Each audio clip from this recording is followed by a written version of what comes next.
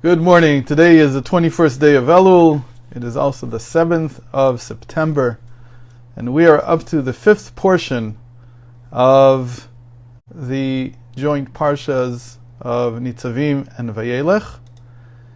And it's also a very short reading. And basically what it tells us about is that Moses wrote down the Torah. He gave it to the Levites. And then we hear about one of the last commandments in the Torah, which is that we should, on the year following the sabbatical year, the Shemitah, all the people should gather, and the king, or whoever is leading the people, should read from the Torah in front of everyone. This happens on the Sukkos, the festival of booths, that follows the year of the Shemitah. So actually, this is very, very pertinent to us because this year was a year like that. Because of that, the Lubavitcher Rebbe gave, as far as I know, he was the first one to do this. He named the year of Hakel. Hakel literally means to assemble, and that is this mitzvah to assemble all the people together and to read from the Torah. On the face of it, this is not a very easy commandment to understand. What's the value of it and so on. I hope we have time at the end to discuss a little bit about it. But what we would like to focus on are these words Moses wrote. One of the reasons, this is in Deuteronomy 31:9. And one of the reasons to focus on these words is because their numerical value, their gematria is 783. This is something that Rav Ginsburg spoke about quite a bit last year, this time of year, when we were reading Parashat Vayelech. And 783 is, of course, the number of the year that we are now completing. Tafshin Pei Gimel, 5783. We usually note it without the thousands, so we call it 783. 783 is the value of these words, Vayichtov Moshe, Moses wrote. Now the question is, what did Moses write? The verse says, Moses wrote this Torah. He wrote the entire Torah that he had before him. A little later in our parsha, in Deuteronomy 31:22, there is another identical phrase, Moses wrote, but this time it ends, Moses wrote this song, referring of course to the song of Ha'azinu, which will be next week's Torah reading. Now, one way of learning Torah, and we've done this many times actually, is to, once we see, especially if you see in the same parsha, in the same Torah portion, one phrase appearing a number of times. So first of all, you have to think about why is it appearing more than once, and secondly, you have to search the rest of the Pentateuch to see where else it appears. And indeed, we find that these two words, Vayichtov Moshe, Moses wrote, appear two more times in the Pentateuch. In Exodus 24:4, just before the giving of the Torah at Mount Sinai, we read that Moses wrote all the words of God. And the fourth time, which again, these are before our instances, at the beginning of Parashat Masei, the end of the book of Numbers, 33:2, we read that Moses wrote the starting points of their journeys. So, we learn from these four instances of such a striking phrase, Moses wrote. Think about it. Moses sitting with parchment and writing on it. That it is incumbent upon us to first of all write. We have, even though it's not exactly a commandment in the sense of writing whatever we want to write, we do have a commandment to write the Torah down. Every individual Jew has a commandment to write a Torah scroll. Most people don't do that today. Most people suffice, because of the tremendous price, and it's very expensive to write a Torah scroll. Today it runs in the many tens thousands of dollars to do this because it's all handwritten. So many people make do with the fact of buying books, and books have become, like in a certain sense, the surrogate for writing the entire Torah. But what we're talking about here is writing, just writing. It doesn't have to necessarily be on parchment. It doesn't have to be with a quill. We're talking about writing Torah. We have this commandment to write. Again, it's not exactly a commandment, but the importance of writing cannot be underestimated. What are we going to write? So that we'll see in a moment. But we have to first of all talk about what does it mean to write? Why is writing so important? So we are in a period of human history when writing is not just the great preserver of knowledge, allowing us to have a record of our thoughts, but also it encourages us to think and clarify our thoughts. If anybody actually writes for a living, so they know that the writing process is the best clarifier of thought that we have. When you have to articulate yourself in writing and transfer knowledge from yourself to someone else, or transfer a feeling, or whatever it is that you're transferring, there's nothing like writing to clarify both to yourself and to your reader exactly what it is that you mean. So writing not only preserves knowledge, it advances our thought. I believe that there is no similar example to what the Jewish people do with the writings of their ancestors. There are those who would say that it is foolish to be studying writings from 2,000 and 3,000 years ago. But because Torah is constantly renewing, there is nothing short-sighted about it. There's nothing that is foolish about it. It's very deep. This is actually the way in which we accumulate our knowledge and our understanding of life. True, there are some people who find wisdom and guidance in the words of Cicero or Marcus Aurelius today, and actually you can find this is a whole thing on the internet of people writing blogs about how they are reading through the meditations, Marcus Aurelius's meditations, and they gain wisdom and guidance from it.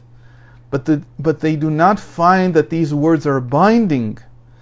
We find not only inspiration in the words of our ancestors, we find them to be the best guides in explaining our relationship with the binding words of the written Torah, the 5 books of Moses. So basically we're all, for the last 3,500 years, have been writing about our binding relationship. But we have to ask another question. That's what we started with, really. What can we learn from these 4 instances of the words Moses wrote? Each of these instances provides us with an instruction, not just to write down Torah, the Torah that we innovate, but to do much more than that. Because if it only wanted to tell us that we should be writing down Torah, 1 instance would have been enough. But actually these 4 instances, the way to think about them is, why is the Torah mentioning this 4 times? Because there are actually 4 categories of Torah that we should be engaging in writing down. So the first in Exodus that we talked about refers to the writing of the book of Genesis. What Moses wrote there was the book of Genesis. This was a partial Torah. God had not yet revealed the 4 other books of the Pentateuch. But Moses wrote down the first book, which God had already given to the people and had finalized with Moses. That's a topic in and of itself. When we get to Exodus, we'll probably talk about it. What does it mean that they already had the book of Genesis? What does it mean that God finalized it with Moses? But in any case, this is called the Book of the Covenant, and that's what Moses wrote prior to the giving of the Torah at Mount Sinai. From this writing, we learn that we should write down our novel ideas and understandings even when they are not complete. Because the process of writing down is not only for those things that are completely baked in my head. There are actually, again, writing is a way in which I document my thought process. It's a way in which I clarify to myself what I'm thinking. The second instance in Numbers, which was at the beginning of Maseh, the journeys, teaches us that we should be writing down not only knowledge and ideas, but also the journeys, the stories that we hear. Stories are an integral part of what makes the Torah so alive. This is especially true by the Hasidim, like myself, who are careful to document stories about the Rebbes and stories about the Hasidim, about their disciples. Why? Because stories reveal the divine providence in life. And that is just an important a part of connecting with Torah, as is the thought and the ideas. The third and fourth instances, writing down the prose of the Torah, which is what we have in our portion today, and the poetry, the song. We said the fourth is Moses wrote down this song, the Song of Azinu. So we have prose and poetry. So they can be likened to writing down the Torah's revealed dimension and its concealed dimensions. Both of them need to be written down. Now I want to get back to the instruction itself. Moses, what actually happened here? And how is this related to Hakel? How is it related to the commandment to assemble on the year after the sabbatical year? So what Moses here did was he wrote down the entire Torah and gave a copy of it to the Levites. That's what we have in our portion. This copy was the one that was placed in the Holy of Holies. It was placed on a little shelf that was attached to where the Ark of the Covenant was standing. And this Torah scroll was always in the sanctuary, in the Holy of Holies. It could not be removed. We'll talk about that in a second. And was used as a reference from which all the other scrolls of Torah were written and corrected. This was the original Torah scroll. It was considered to be copy number 0. The first one from which everything else emanates. And this was the order of business for 1.5 millennium. All the time of the Bible until the destruction of the first temple, and actually afterwards even, until the destruction of the second temple apparently. This Torah scroll, or its copy, was held in the Holy of Holies, and it was always used as the binding reference for what the correct wording of the Torah is. Now, how is this connected to Hakel? Well, most of the halachic writings and the interpreters of the Talmud write that the king, when he would read on the assembly, on this great assembly that was done after the sabbatical year, when all the Jewish people came up to Jerusalem, or before then it was in Shiloh, and so on, and everyone came, the king would read, or the leader, the prophet, would read from this Torah scroll.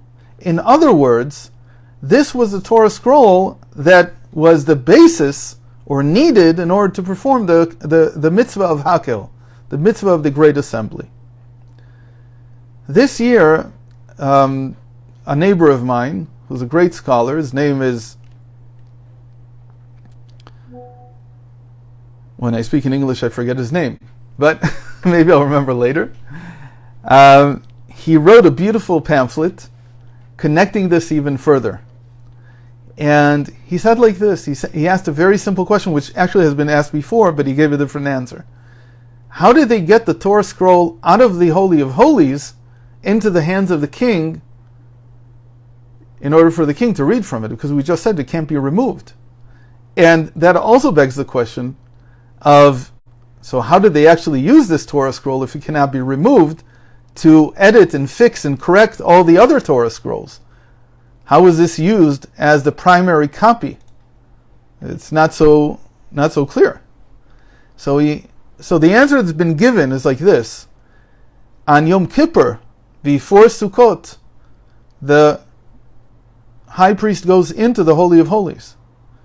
On his way out, this is how it's been explained. On his way out, he would take that Torah scroll with him and remove it, because that was the only time of the year that someone could enter into the Holy of Holies. So he would take it out.